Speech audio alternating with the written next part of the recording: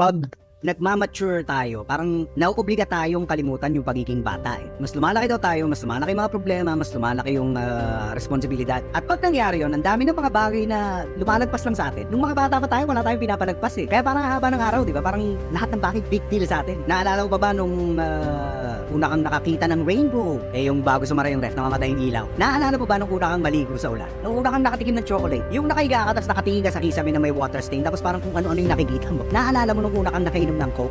Sa maniwala kahit sa hindi, ang dami pa rin mga ganun sa paligid natin. Mga bagay na hindi pa natin alam, pero dahil mayayabang na yung mga mature na mga sarili natin, hindi na natin ini-enjoy yung kababawan. May mga nagsasabing matanda na tayo kaya hindi na tayo naglalaro. Pero ang totoo, hindi na tayo naglalaro kaya tayo tumatanda. Sana huwag nyo hayaan mawala yung inner child ninyo. Huwag tayong maging isip bata, dapat pusong bata. Para kahit gaano kaliit, kahit gaano kababaw, kahit gaano ka walang kwenta sa iba, ang importante makahanap tayo ng dahilan para maging masaya.